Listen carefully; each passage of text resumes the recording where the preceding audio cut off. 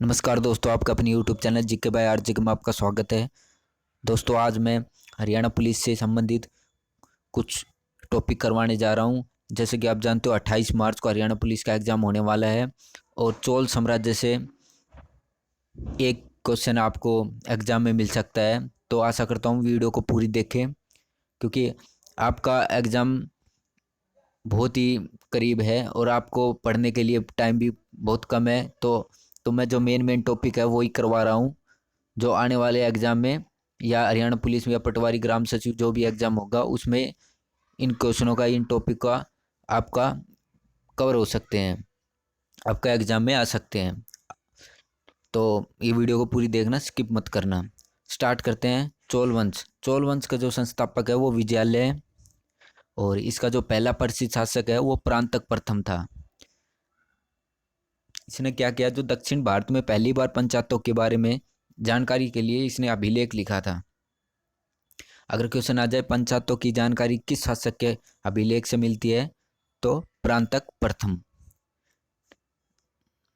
Number 3, इसने जो इसमें है स्थानीय स्वशासन की शुरुआत कहाँ से हुई पूछे, तो चोल वंश से स्थानीय स्वशासन की शुरुआत हुई थी। नेक्स्ट आते हैं राजराज प्रथम। तो राजराज प्रथम का जो समय था वो 985 से 1014 था। इसने राजराज प्रथम ने क्या किया, इसने वरदेश्वर मंदिर का निर्माण करवाया।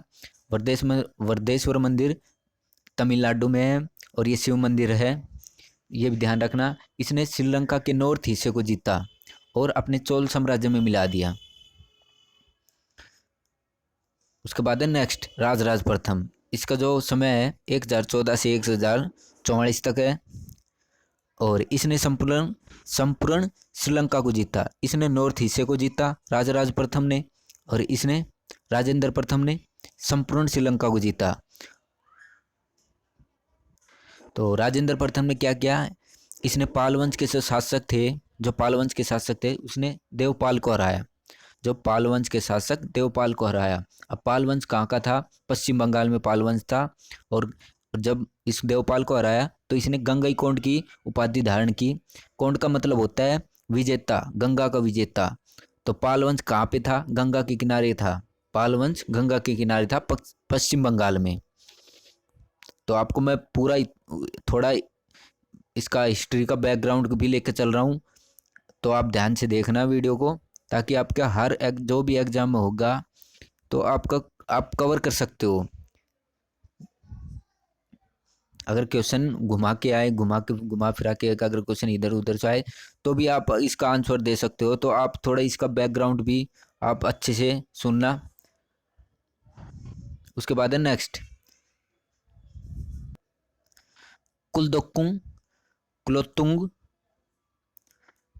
चोल प्रथम 1070 से 1120। कुलोत्तुंग चोल प्रथम 1070 से 1120 दक्षिण भारत के चोल राज्यों का प्रख्यात शासक था ये। और ये वेंगी के चालुक्य नरेश राजराज नरेंद्र का पुत्र था। समझ में नहीं आया होगा, फिर भी मैं आपको थोड़ा समझाने की कोशिश करूंगा। जो राजराज प्रथम था, जो भी मैंने ऊपर पढ़ाया है आपको, राजराज प्रथम था। जो राजराज प्रथम की पुत्री थी, पुत्री का विवाह वेग्गी में हुआ था। वेग्गी कहाँ है, कर्नाटक। वेग्गी चालुक्य वंश में हुआ था, जिसने किसको जन्म दिया, कुलोत्तुंग चोल प्रथम को जन्म दिया। कुलोत्तुंग प्रथम को जन्म दिया। और इसका जो समय था 1070 से 1120। अब समझ में आ गया होगा आपको। तो क्या बताया मैंने आपको, अभी जो राजराज प्रथम को जो मैंने अभी पढ़ाया है, राजराज प्रथम की जो पुत्री है उसका विवाह वेग्गी वेग्गी कहाँ पड़ता है, कर्नाटक में। कर्नाटक के चालुक्य वंश में हुआ था, जिससे किसका जन्म हुआ, कुलोत्तुंग प्रथम का जन्म हुआ। तो चोल शासक अगर पूछे चोल शासक किसके उपासक थे, तो शिव के उपासक थे चोल शासक। तो ठीक है, आपको मैंने बता दिया। तो चोल अलग था, चोल साम्राज्य अलग था और चालुक्य अलग था। तो चोल जो राजराज प्रथम है वो चोल शासक था। तो इसने क्या किया, इसने अपनी पुत्री का विवाह चालुक्य वंश में कर दिया। तो चालुक्य वंश का जो जो इसकी पुत्री का जो जब वो था, कौन था ये, कुलोत्तुंग चोल प्रथम था। इसने इसका जो कार्यकाल तो जो समय था 1070 से 1120 स्टार्ट हो गया था। तो अब ये चोल का भी और चालुक्य भी। तो चोल चालुक्य शासक कौन था, अगर पूछे क्वेश्चन में चोल चालुक्य शासक कौन था, तो कुलोत्तुंग प्रथम। तो इसका चोल से भी संबंध था और चालुक्य से संबंध था। और इसने श्रीलंका को आज़ाद करवाया। चोल वंश की जो विशेषता है वो भी बता देता हूँ आपको।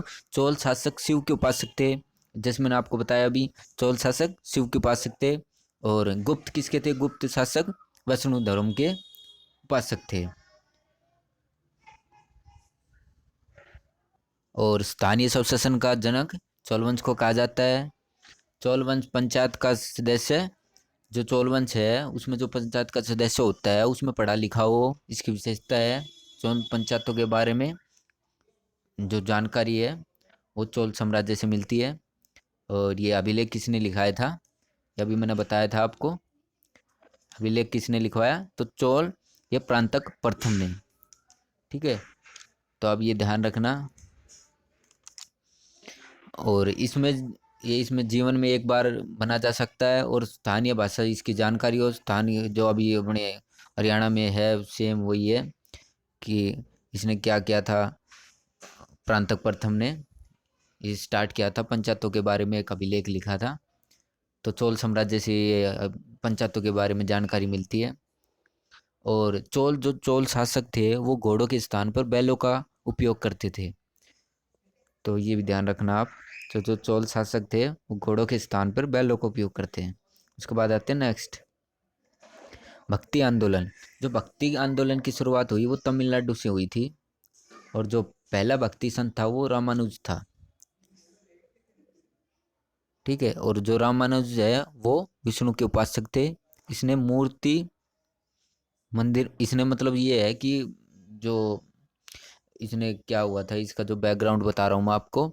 इसने जो मूर्ति है ना मंदिर में रखवा दी थी। तो तमिलनाडु में जो चोल शासकों में जो चोल शासक है तो ये मूर्तियों पे विश्वास करता। तो जो रामानुज है तो इसने मूर्ति को मंदिरों में रखवा दी तमिलनाडु में।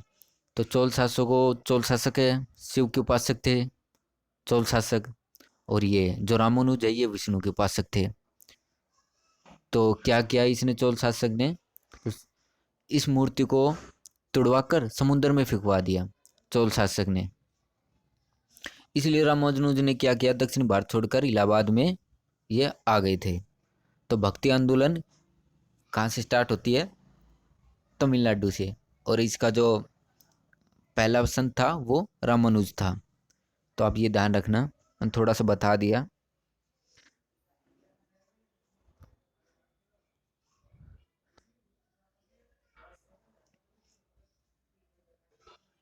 और कबीर का जन्म कांवा वाराणसी में हुआ। उन्होंने मूर्ति पूजा का विरोध किया कबीर ने।